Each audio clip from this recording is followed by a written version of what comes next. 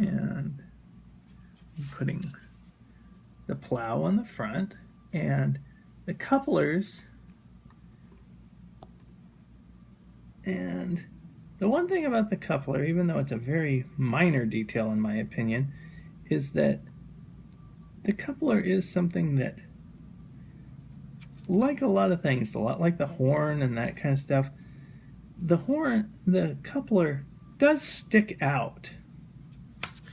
It doesn't stick out, but in my opinion,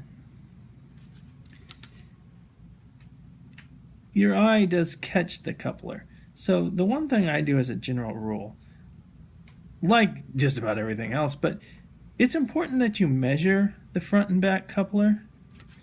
And like on this, they're basically a ½ an inch from the rail. And it's important that you measure the front and back coupler so that they're basically the same height from each other off the ground. And just sort of generally, you want the front and back coupler to be the same size as each other so that your eye just sees that they're in the same scale, because a lot of details get painted over and stay inside the drawing, which is what I was starting to say about the underframe. The underframe, the good thing about the underframe is, I will fully admit, the underframe, the trucks, everything takes, by far for me, has been the area of the most practice. Not that everything else doesn't take a lot of practice, but the underframe seems to have been the area where I've needed a lot of practice. And luckily, not on all engines, but on a lot of engines, the underframe, luckily, is painted black or a dark color a lot of times. And unfortunately, on some railroads, it's not. But the thing I recommend is, considering, I don't know, 4 out of 5 times it's painted black, the thing I would recommend as you're practicing drawing is to draw railroads that have black underframes. And I'm starting on a handrail here now. And the handrails, again, are just something, they stick out. So the front and back handrail make them be the same height. And all the handrail.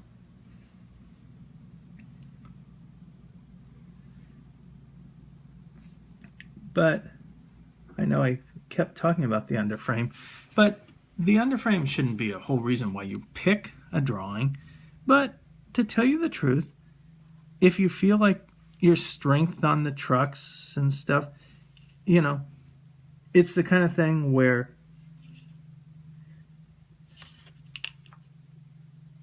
you would be surprised that when you paint it black or a dark color, a lot of that detail gets a little bit covered up.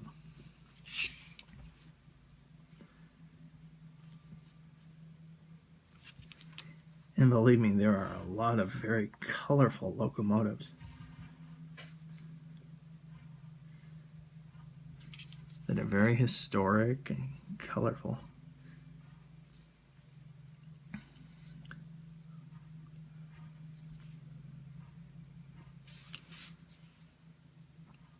And as I work on the handrail, there's always sort of a good feeling when you're putting the handrail on that, wow, I'm almost done.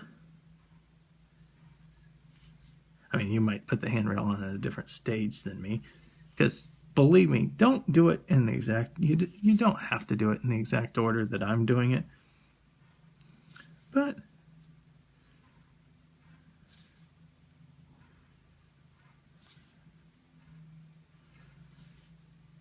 it doesn't hurt to do it in this order. And there with that last grab of handrail, and as I said, there's the rear light, and basically the pencil lines are now done.